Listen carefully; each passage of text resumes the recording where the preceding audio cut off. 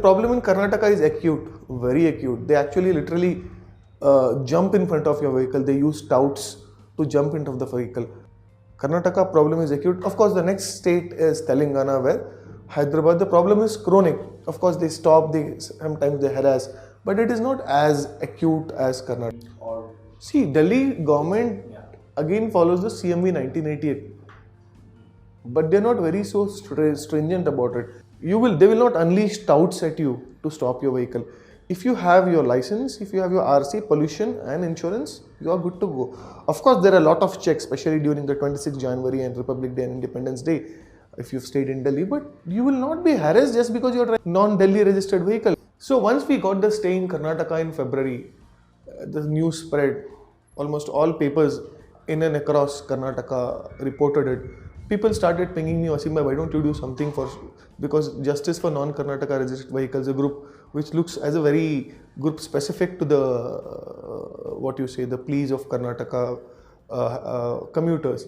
So I started another group called Drive Without Borders, which now was started around 4 months back, 4.5 months back. Now this group almost has 23,000 people.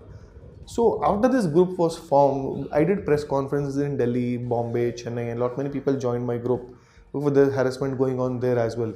After the group was started, I started a petition on change.org wherein we got 56,000 signatures in a month's time. I went and met Mr. Gadkari. He was aware about this issue. He said we will address this issue as a policy in the new motor vehicle draft bill, which has already been circulated to all the states 1 year back for feedback. So that is how they said. So I have met so many people in the bureaucracy in Karnataka. I have met transport commissioners, like we know them by first name. We just don't know our families. We have met the additional commissioners, joint transport commissioners. I have met the chief secretary of transport. I have met so many people in the bureaucracy. I have met Mr. Nitin Gadkari, Mr. Ramlingam Reddy, Mr. PJ Korean, and we have met so many Bandaru Dattatreya, the floor leader of BJP. So we are trying to get an appointment with Mr. Rahul Gandhi as well. I spoke to many leaders in center to start with. I spoke to Mr. Digvijay Singh. I spoke to Mr. A.K. Antony. So I spoke to senior Congress leaders also if they can help us. So they said they will do it, but I don't know how far. There are press conference in Bombay also because the problem has started in Bombay. Our campaign is more restricted to few states. Karnataka, let's say to be more specific, Bangalore, Hyderabad, Chennai, Pune, Bombay and Delhi and NCR region where this problem is acute or chronic. People would not go to Northeast, or people would not go to, no offenses to Northeast, people will go as a tourism but not as a source of livelihood. So when do you actually take your vehicle and go to a place? Of course, if you go as a tourist for a couple of weeks or a month, but people would not go and work there because the opportunities for employment are less. So Karnataka, like Bangalore, and people in Telangana, so there are a lot of IT sectors, a lot of healthcare sectors, a lot of hospitals coming up. So people move, so that is where the harassment starts. So a lot of migrant population in these places, what I mentioned. So in Bangalore, in Hyderabad, in Chennai, in Pune, Bombay, and Delhi, NCR. To certain now, Trivandrum has started a very big campus of IT. So Trivandrum, Ahmedabad now has started. Jaipur also I've heard. Chandigarh, you have Infosys campus and all that. So these places will now, when they see soft targets, so you cannot go and bully a localite. So, but you can always bully a guy who's just come, वो सहमा हुआ लड़का, wherein उसे बोला गया है कि system से नहीं लड़ने का, अपना काम करके वापस आ जाओ. So whatever is there, देख समझ के दे दिला के वहाँ से निकल जाओ. So you know he's a soft target and he doesn't have any voice. So go and bully him and extort money out of him. The bill floated by the Union Transport Minister, Mr. Nitin Gadkari, talks about unified registration. But it doesn't talk about in-depth details. It doesn't talk about the mechanism. Because right now, all RTO departments, the road thugs organization, what I call them, are under state. So let's say passport, Ministry of External Affairs is centralized. You can apply for a passport anywhere in any state, even if you are staying there for, say now, 2-3 months also, because right now I've read that even rental agreements which are registered can be used as residence proof. So it doesn't talk about mechanism. So of course there must be a mechanism, because mechanism cannot be mentioned in a draft bill, probably that would be an addendum or an annexure to it.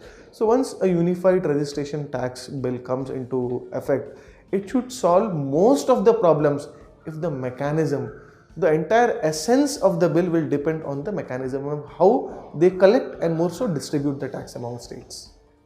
Mr. Gadkari was probably aware about this issue when I told him, say, I know you come from Bangalore, I know about this change or petition also.